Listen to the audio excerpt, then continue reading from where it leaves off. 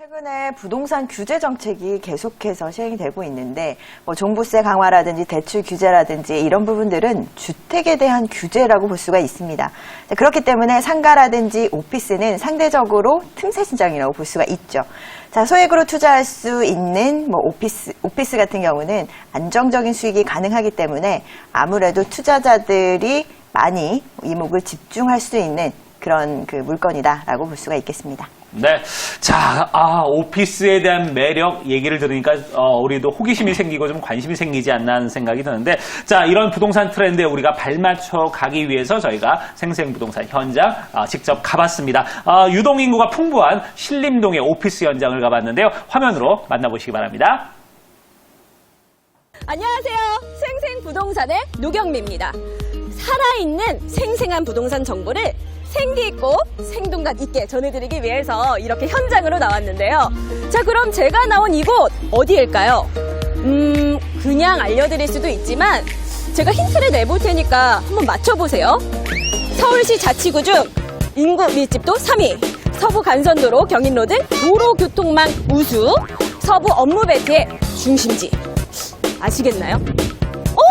맞추신 분 계신데요? 그렇습니다. 구로구 신도림동에 제가 나와 있는데요. 자, 그럼 이 신도림동을 조금 더 자세하게 분석해줄 전문가분과 함께 만나보도록 하겠습니다. 전문가님! 정확한 시장 분석으로 생생한 부동산 정보만을 전달하는 강도연 전문가.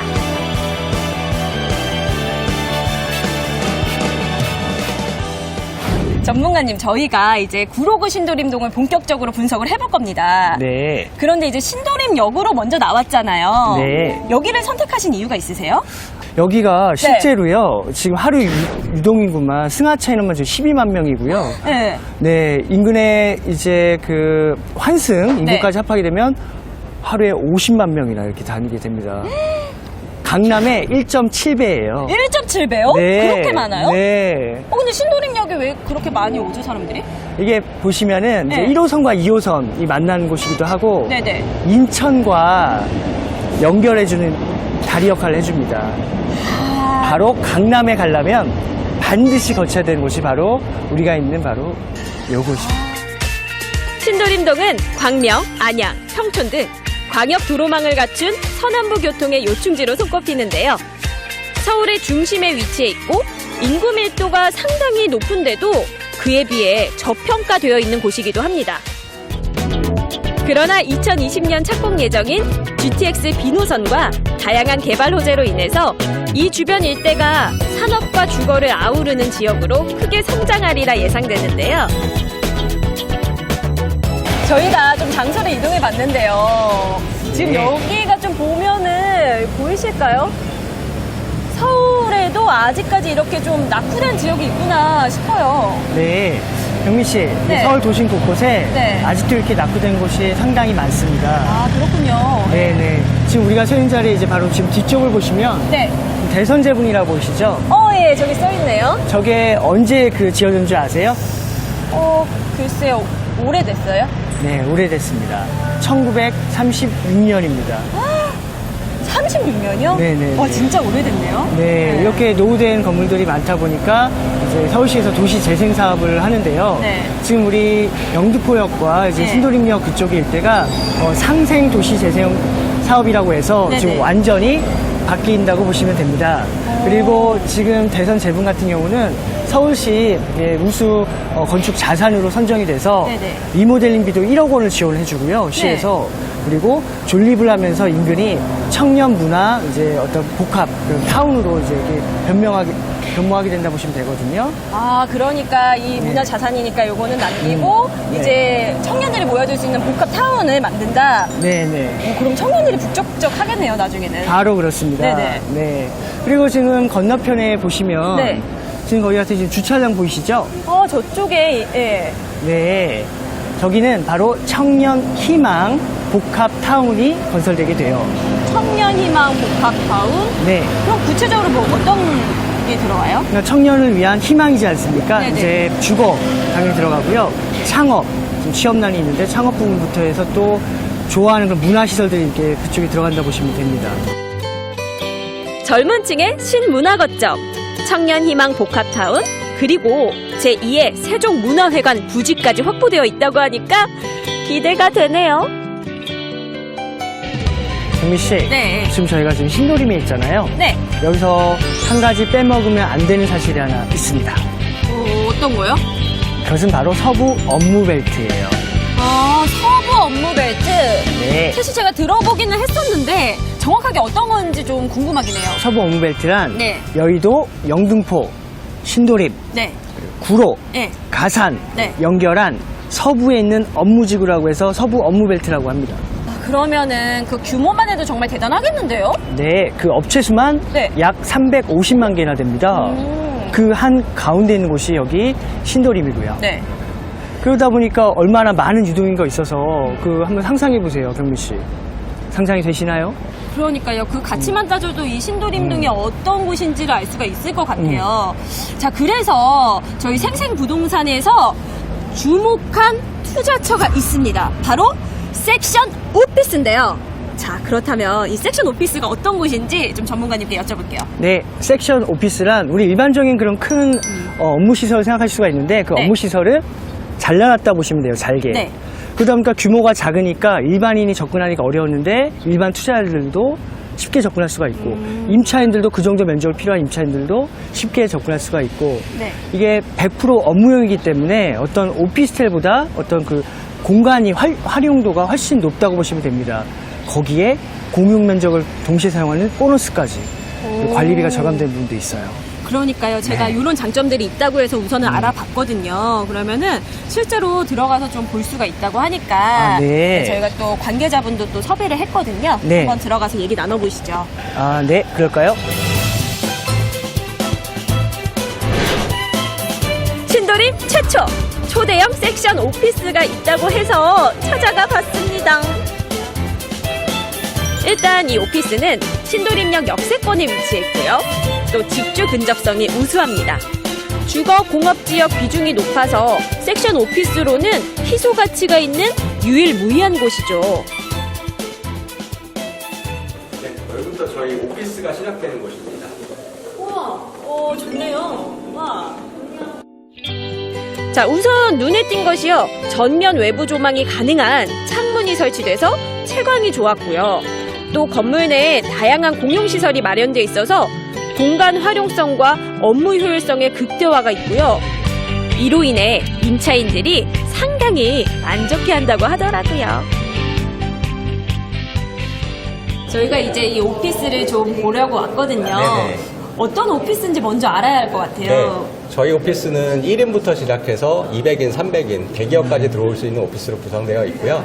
저희 같은 경우에는 뭐 공동으로 사용할 수 있는 지금 보시는 이런 라운지부터 해서 공용시설과 이렇게 많은 시설들이 두루두루 공용으로 사용할 수 있게 구성되어 있습니다.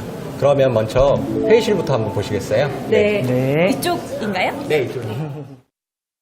공용으로 사용이 가능한 회의실은 예약을 통해서 이용하실 수가 있는데요. 보드판, 빔 프로젝터 등을 사용하실 수가 있어서 회의를 효율적으로 할 수 있습니다. 그리고 지금 여기가 먼저 말씀하셨던 카페테리아. 네, 맞습니다. 여기가 카페테리아 공간으로 이제 라운지로 구성이 되어 있고요. 네. 외부에서 오셔는 그 미팅이나 이런 것들이 뭐 공식적인 석상이 아니라 간단하게 담소를 나누실 수 있거나 편안하게 얘기를 나눌 수 있는 공간으로 사용되고 있고요. 보시다시피 저기 계신 분들처럼 같은 회사 내 직장 동료들이 와서 차 한잔 마시고 가볍게 얘기 나누실 수 있는 그런 공간이라고 보시면 됩니다. 자, 이번에는 또 내부로 들어가 봤더니 정말 전체적으로 고급스러운 인테리어가 눈에 띄었고요. 또 층별마다 공동으로 사용할 수 있는 업무 지원 공간이 있어서 그런지요. 사무실도 훨씬 더 넓어 보이더라고요. 오, 생각보다 넓은데요? 네, 생각보다 넓어지는 이유는 이제 아까 저희가 보셨던 공용 공간에 대한 부분이나 공용으로 사용하시는 뭐 복합기라든가 이런 영향도 있고요. 지금 이렇게 보시면 책상이 3개 있긴 하지만 여기가 보면 그런 것들이 별도로 필요 없기 때문에 모델하우스 가서 보시면 네. 모델하우스에서는 집이 되게 커 보였는데 내가 직접 들어가서 보면 집이 작아 보이시잖아요. 네. 그게 이제 여러 가지 가구들이 이제 좀 최적화시켜서 배치되어 있는 것과 그렇지 않은 것의 차이라고 보시면 이해가 좀 쉬우실 거세요. 쏙쏙 들어온다. 그러니까 네네. 저희가 조금 전에 봤던 네. 뭐 여러 가지들이 있잖아요. 네네네. 한번 생각해 보세요. 지금 여기가 이렇게 비어서 넓어 보이는데 여기에 지금 정수기가 있을 것이고 그 옆에 프린터기가 있어야 되고 네. 또 그 옆에 뭐 물건 보관할 수 있는 캐비넷 있고 이러면 네, 그다음 또 이곳은 사무용품을 배치할 공간이 필요 없기 때문에 그만큼 더 넓게 활용할 수 있는 장점이 있겠죠?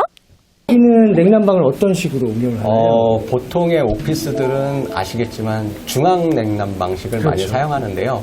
저희 같은 경우는 이제 이런 소형의 섹션 오피스다 보니까 그런 불편들을 해결하기 위해서 저희는 내가 더울 때 틀고 내가 추울 때 틀 수 있게끔 개별 제어가 아니라 이쪽에 보시면 스위치가 이렇게 따로 있습니다. 네, 저기 있는 게 이제 에어컨과 냉난방이 다 되는 거의 스위치여서 저걸 통해서 내가 쓴 만큼만 돈을 내는 그런 관리비 구조로 되어 있습니다. 저희는. 1인 기업부터 대기업까지 업종 제한이 없는 섹션 오피스. 신도림 역세권으로 출퇴근까지 용이하기 때문에 편의성 또한 두루 갖춘 곳이라 할 수 있습니다. 그러면 이 시점에서 가장 중요한 것은 사실은 가격이겠죠. 네, 가격이죠. 네. 어떤 금액대에 접근을 해볼 수 있을까요? 아까 보셨던 거 기준으로 했을 때 실평수 4.9평 정도 되는 것이 저희가 매매가는 한 1억 4,100 정도 하고요. 그다음에 보증금 516만 원, 월세는 75만 6천 원 정도 하고요. 네. 대출은 저희가 60% 정도까지 가능해서 대출 금액은 8,460만 원 정도 나오고요. 대출을 제외한 실투자금은 5,124만 원 정도 하고 있습니다. 저희가 이제 직접 임장 활동도 다니고 또 괜찮은 투자처도 살펴봤잖아요. 네. 어떠셨어요? 네, 강남보다 유동인구가 많은 신도림역 인상 깊었고요. 그리고 GTX 비노선에 대한 교통호재, 그리고 이제 물레동과 영등포역 일대의 상생 도시재생 사업, 이런 개발 호재들을 보았을 때 앞으로 이곳이 그 임대 가격이라든가 오피스 수요가 풍부해서 밸류, 미래 가치가 더 올 것으로 기대가 되는 그런 곳입니다. 알겠습니다. 자, 이렇게 전문가님 의견 들어보면서 생생한 부동산 정보 전해드리는 생생부동산 마무리하도록 하겠습니다. 사람들이 많이 모이고 다양한 개발 호재가 있고 서부 업무 벨트의 중심지인 신도림역에서 전해드렸습니다. 안녕! 서울 자치구 중 인구 밀집도 3위에 빛나는 유동인구가 많은 신도림동은요, 반경 10km 내 사업체 365만 개, 상근 인구 190만 명으로 상권이 보다 빠르게 활성화될 것으로 보이는데요. 신도림동과 물레동 일대에 개발 호재까지도 풍부하기 때문에 오피스의 가치 상승을 기대하셔도 좋을 것 같습니다. 네. 자, 화면 쭉 보니까 우리가 단순한 경제 논리로 접근해도 상당히 좀 매력을 느낄 만한 그런 곳입니다. 기본적으로 유동인구가 상당히 많은 곳이고요. 아까 말씀드렸다시피 강남의 1.7배. 거기에다가 이제 오피스의 수요가 계속 늘어나는 곳이기 때문에 수요와 공급 측면에서 볼 때도 상당히 좀 유리한 면이 많은 그런 오피스 저희가 지금 쭉 살펴봤습니다. 내부까지 쭉 살펴봤는데요. 자, 그럼 먼저 그 현장 개요부터 오은주 대표에게 얘기를 좀 들어보도록 하겠습니다.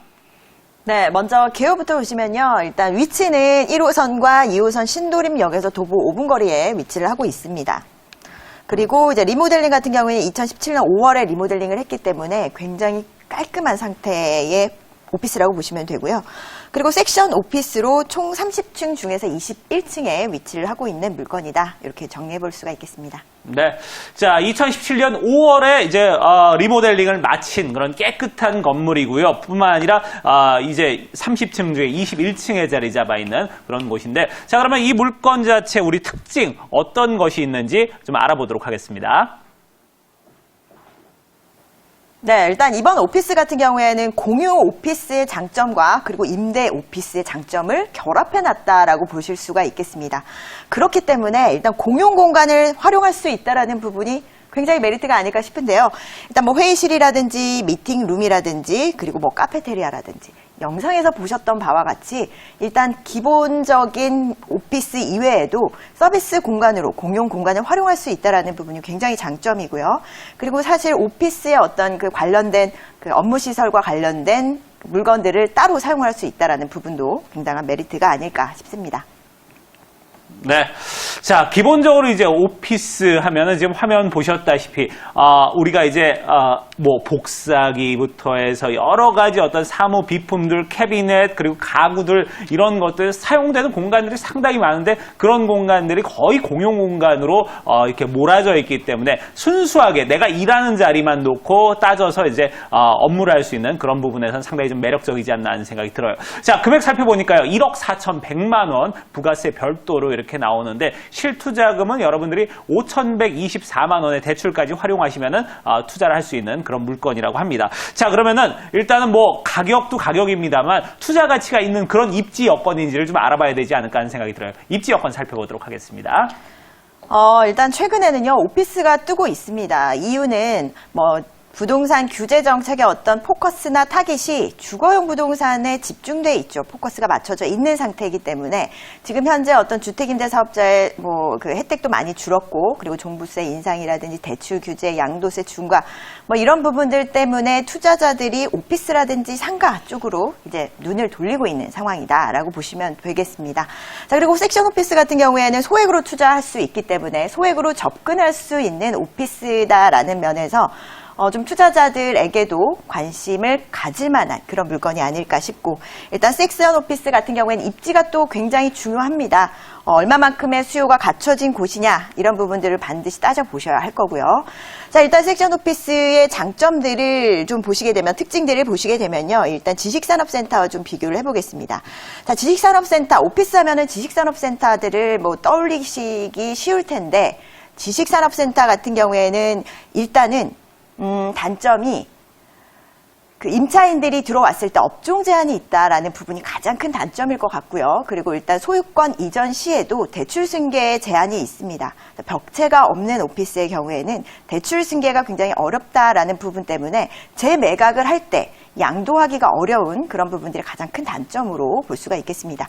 자, 그러나 이번 물건의 오피스 같은 경우에는 섹션 오피스이지만 대출 승계, 소유권 이전 시에 대출 승계가 되는 유일한 오피스다라고 봤을 때 재매각을 할 때도, 양도를 할 때도 굉장한 장점이다라는 부분 보실 수가 있을 것 같습니다.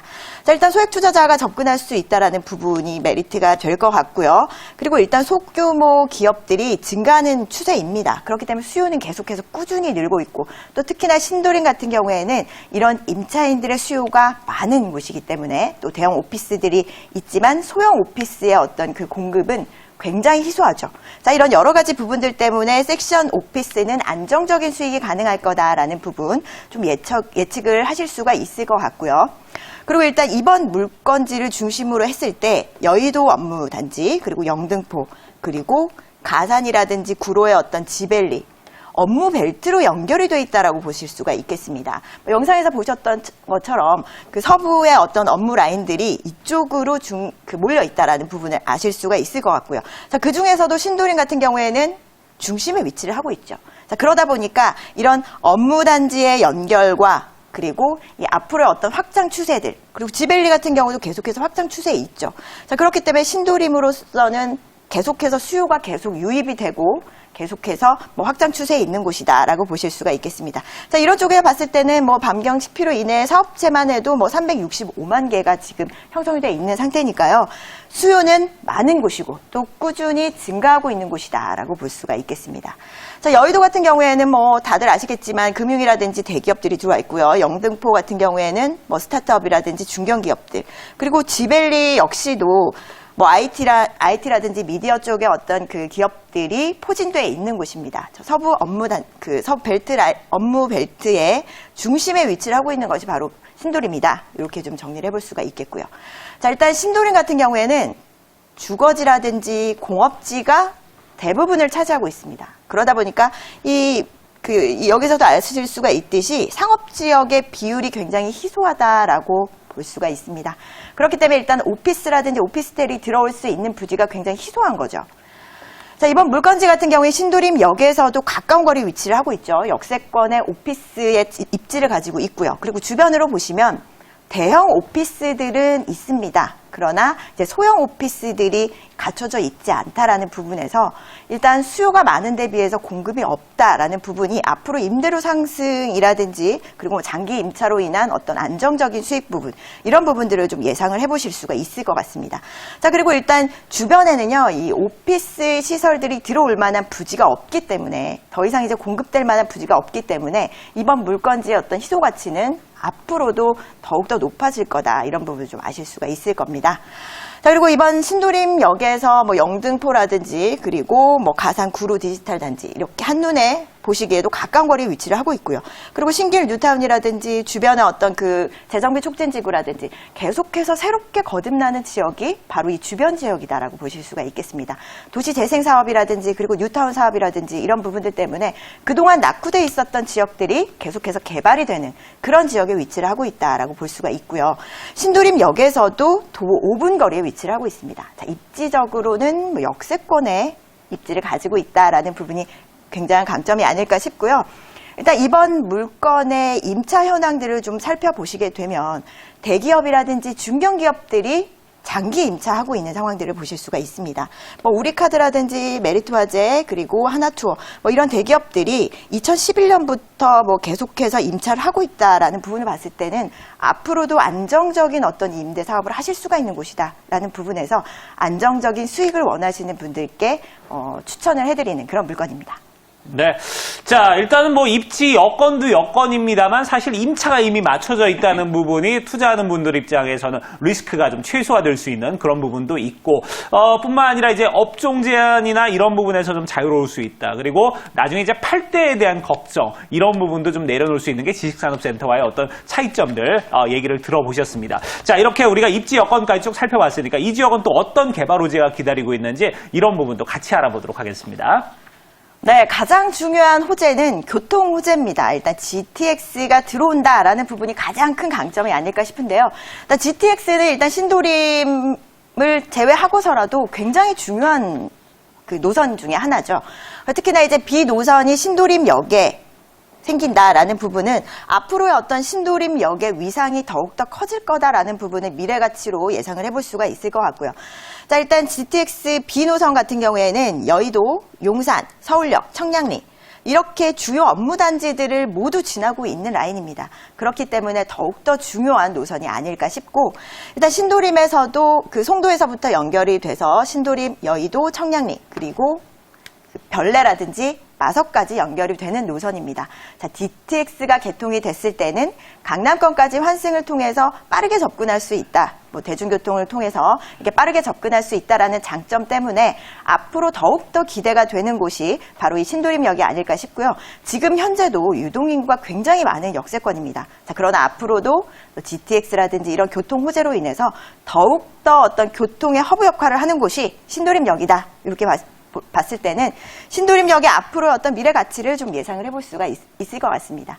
자, 그리고 일단 구로 차량기지 이전 사업을 둘 수가 있겠습니다. 그동안의 어떤 그 혐오시설이었던 부분들이 앞으로 뭐 주거, 그 문화, 상업, 이런 복합 상업단지들이 들어오면서 이 지역들이 호재가 되는 거죠. 혐오시설들이 호재로 바뀌면서 이 주변 지역의 어떤 집가 상승이라든지 그리고 뭐 호재로 인한 그 상승, 을 충분히 기대를 해보실 수 있는 곳이다 라는 부분, 미래 가치가 높은 지역 중에 하나다 이렇게 좀 정리를 해볼 수가 있을 것 같습니다. 네. 자, 구로구 신도림동의 섹션 오피스 우리가 얘기를 나눠보고 있고요. 개발 호재들 쭉 살펴봤습니다만 교통적인 호재부터 해서 이쪽에 이제 도시재생 사업이라든지 이런 부분까지 앞으로 이제 들어올 기업들이 더 많고 유동인구가 더 많이 늘어날 수 있을 만한 그런 호재들 쭉 알아봤습니다. 자, 그렇다면 마지막으로 접근할 수 있는 가격은 어느 정도에 접근할 수 있는지 우리가 알아보도록 하죠. 네, 가격대가 1억대라는 부분이 저는 참 메리트가 있었던 것 같아요. 일단 매매 금액은 1억 4,100만 원이고요. 그리고 보증금과 뭐 월세는 75만 원 정도 현재 형성이 돼 있는 상태입니다. 그리고 대출을 활용하시게 되면 5천만 원대로 접근할 수 있다는 부분이 안정적일 것 같고요. 그리고 이미 임차가 완료되어 있고 또 대기업이나 중견기업들이 이미 장기 임차 중에 있기 때문에 안정적인 수익을 얻을 수 있다라는 부분이 가장 좀 메리트가 있는 부분이 아닐까 싶습니다. 네. 자, 어떻게 보면 이제 임대를 할 수 있는 어떤 임대료를 받을 수 있는 투자 상품으로 1억대의 어떤 투자 상품들이 솔직히 흔치 않습니다. 이런 부분에서 일단은 가격 부담이 일단 낮다는 거. 매매 금액은 1억 4,100만 원, 거기에 이제 실투자금은 대출 활용을 한다면 5,124만 원에 접근할 수 있고요. 그러면 현재 75만 6천 원의 월세가 현재 맞춰져 있기 때문에 이 정도의 월세는 기본적으로 받을 수 있다는 부분도 여러분들이 알아두시면 좋을 것 같네요. 자, 저희가 섹션 오피스 신도림동으로 가서 알아봤습니다. 궁금한 부분 있으면요, 전화주세요. 0220-4889 전화주시면은 오은주 전문가와 얘기 나눠보실 수 있습니다. 자, 그러면 이제 저희 다음 부동산 현장 가보기 전에 먼저 광고부터 보시고요. 잠시 후에 다시 돌아오도록 하겠습니다.